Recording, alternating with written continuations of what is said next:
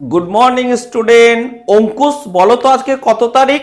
হ্যাঁ ঠিক বলেছো, আজকে হচ্ছে 1 তারিখ, 1/2/2026।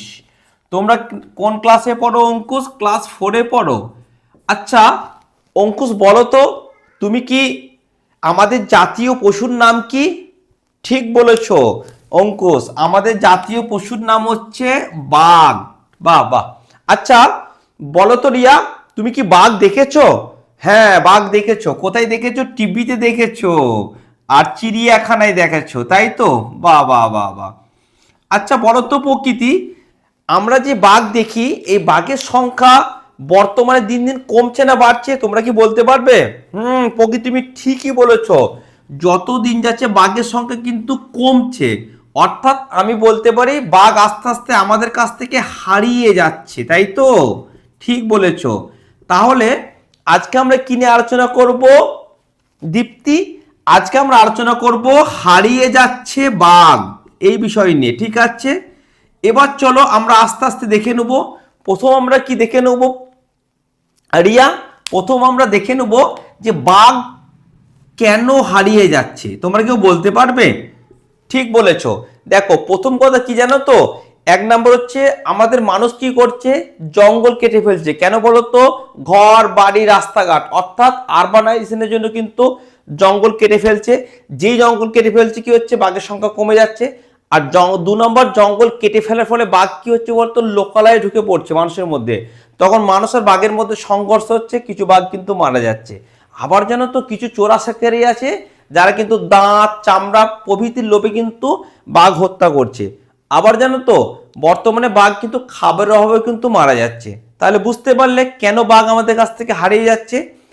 এবার বলো, বলো তো অনি, বাঘ যদি হারিয়ে যায় তাহলে কি সমস্যা হবে, আমাদের কি হবে? ঠিক বলেছো। 1 নম্বর কি, জঙ্গলে ভারসাম্য নষ্ট হয়ে যাবে। 2 নম্বর কি, অন্য প্রাণীর সংখ্যা বেড়ে যাবে। 4 নম্বর কি, 4 নম্বর হচ্ছে প্রকৃতি কিন্তু খুবই ক্ষতিগ্রস্ত হবে। বুঝতে পেরেছো? আচ্ছা বলো তো পাপিয়া, আমরা তাহলে বাঘকে যাতে হারিয়ে না যায় তার জন্য আমরা কি কি করতে পারি? ঠিক বলেছো, বাঘ যাতে হারিয়ে না যায় তার জন্য আমাদের কি করতে হবে? জঙ্গল কাটা বন্ধ করতে হবে, ঠিক আছে, শিকার করা বন্ধ করতে হবে, ঠিক আছে, মানুষকে সচেতন হতে হবে এবং বন্যপ্রাণী কিন্তু সংরক্ষণ করতে হবে বা বাঘকে কিন্তু সংরক্ষণ করতে হবে।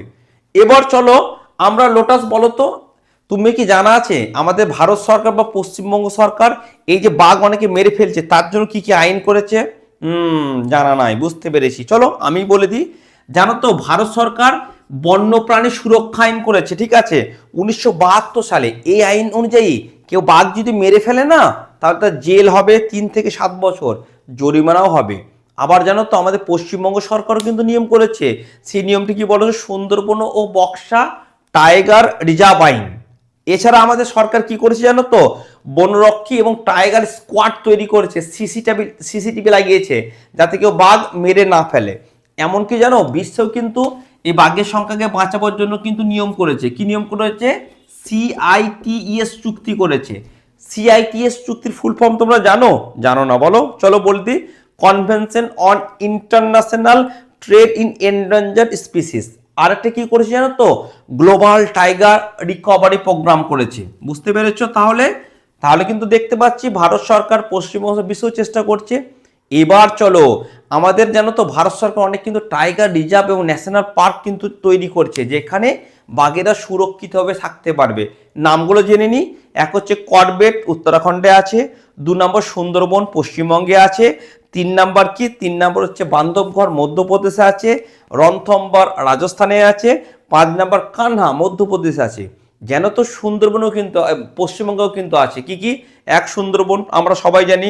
2 নম্বর বক্সা টাইগার রিজার্ভ, সেটাও জানি কোথায়, আলিপুরদুয়ার। আর নিউরা ভ্যালি আছে, সেটা কোথায় আছে? দার্জিলিং। এমনকি জানো তো বিশ্বেও কিন্তু অনেক জায়গায় আছে। বিশ্বে কোথায় আছে না তো? বাংলাদেশ, যেটাকে আমরা সুন্দরবন টাইগার রিজার্ভ বলি। এছাড়া কোথায় আছে জানো তো? ভুটানে আছে, রয়্যাল মানস টাইগার রিজার্ভ আছে। এছাড়া কোথায় আছে জানো তো? এছাড়া ইন্দোনেশিয়া আছে, সুমাত্রা টাইগার রিজার্ভ। এরপর চলো আমরা দেখে নেব বাঘ ছাড়া আমাদের আর কোন কোন বিভিন্ন প্রাণী বিলুপ্ত হওয়ার পথে আছে। কেউ বলতে পারবে? ঠিক বলেছো, চড়ুই পাখি, ঠিক আছে, একশৃঙ্গ গন্ডার বা এশিয়ান হাতি বা গ্রেট ইন্ডিয়ান বাস্টার্ড, ঠিক বলেছো। সোনালী বানর, বাহ, তুমিও ঠিক বলেছো। কি আছে? গ্রেট ইন্ডিয়ান বাস্টার্ড আছে, ঠিক আছে। এই সমস্ত প্রাণীগুলো কিন্তু বর্তমানে বাঘের মতো কিন্তু আস্তে আস্তে হারিয়ে যাচ্ছে। এই যে সমস্ত প্রাণীগুলো আস্তে আস্তে হারিয়ে যাচ্ছে তাদেরকে আমরা কি বলি জানো তো? বিলুপ্ত প্রায় প্রাণী বা বিপন্ন প্রাণী। আর এদের কিন্তু একটা তালিকা রেডি করছে IUCN বলে একটা সংস্থা, যে জায়গায় এ সমস্ত প্রাণীর তালিকা আছে সেটাকে আমরা কি বলি জানো তো? রেড ডাটা বুক বলি। ওকে, বুঝতে পেরেছো? এবার চলো তো মনি, বলো তো আমরা আজকে কেন পড়লাম হারিয়ে যাচ্ছে বাঘ বা অন্যান্য প্রাণীগুলো? তার কারণ কি বলতো? এর মাধ্যমে আমরা কি কি শিখতে পারবো? এক হচ্ছে পরিবেশের গুরুত্ব কি শিখতে পারবো, 2 নম্বর বন্যপ্রাণী সংরক্ষণ করতে হবে সেটা শিখতে পারবো। তার কারণ জানো তো? এই বিভিন্ন যে সমস্ত বন্য প্রাণী আছে সেগুলো কিন্তু প্রত্যক্ষ বা পরোক্ষভাবে মানুষ অনেক উপকারে আসে, ঠিক আছে। অনেক বিভিন্ন ওষুধ হয় আর অনেক অনেক কাজে লাগে, তাই এগুলো হারিয়ে গেলে হবে না কিন্তু, বুঝতে পেরেছো? এছাড়া মানুষকে আরও সচেতন হতে হবে। আশা করছি তোমরা বুঝতে পেরেছো কেন আজকে আমরা পড়লাম হারিয়ে যাচ্ছে বাঘ এবং অন্যান্য প্রাণীগুলো। এবার চলো, গতকাল আমরা কি পড়েছিলাম গো? কি পড়েছিলাম গতকাল? হ্যাঁ, গতকাল আমরা হরপ্রবান পড়েছিলাম। আচ্ছা বলো তো জুলফিকার, হরপ্রবান কখন হয়? ও ঠিক বলেছো, হঠাৎ করে বৃষ্টি হলে হরপ্রবান হয়। আচ্ছা বলো তো বাবু, হরপ্রবান কোথায় কোন কালে দেখা যায়? কোন ঋতুতে? বর্ষাকালে। আচ্ছা বলো তো রাজা, হরপ্রবান কোন এলাকায় দেখা যাবে? পাহাড় এলাকায় দেখা যাবে। আচ্ছা বলতো মনিরুল, হরপ্রবান প্রতিরোধ করতে গেলে তুমি কি করবে? ঠিক বলেছো, গাছ কাটবে না, ঠিক আছে, তারপর নগরায়ণ করবে না, ঘর বাড়ি করবে না, নদীর ধারে কিন্তু বাড়ি করবে না, ঠিক আছে। তাহলে বুঝতে পারলে এর পরের দিনে কিন্তু আমরা আবার একটা নতুন জিনিস নিয়ে আলোচনা করব, বুঝতে পেরেছো? Thank you. চলুন এরপর আমরা দেখে নেব এই টপিক থেকে আপনাদেরকে কি কি কোশ্চেন ধরতে পারে। 1 নাম্বার, বাঘকে বিলুপ্তপ্রায় প্রাণী বলা হয় কেন? 2 নাম্বার, বাঘ কেন হারিয়ে যাচ্ছে? 3 নাম্বার, মানুষ কিভাবে বাঘ হারানোর জন্য দায়ী? 4 নাম্বার, বাঘ জঙ্গলের জন্য কেন গুরুত্বপূর্ণ? 5 নাম্বার, বাঘ হারিয়ে গেলে কি হবে? 6 নাম্বার, বাঘ বাঁচাতে কি করা হয়েছে? 7 নাম্বার, ভারতে বাঘ সংরক্ষণ একটি প্রকল্পের নাম বলো। ঠিক আছে, উত্তর হবে প্রজেক্ট টাইগার 1973। 8 নাম্বার, পশ্চিমবঙ্গের বাঘ সংরক্ষণের স্থান কি কি? 9 নাম্বার, বাঘের নাম কোন ডাটা বুকে আছে? Red data book. 10 number, red data book কি? 11 নাম্বার, হারিয়ে যাচ্ছে বাঘ, এটা আলোচনা করে আপনি ছাত্রদের কি শেখাবেন? 12 নম্বর, ভারতের কয়েকটি টাইগার রিজার্ভের নাম বলুন। 13 নম্বর, পশ্চিমবঙ্গের কয়েকটা টাইগার রিজার্ভের নাম বলুন।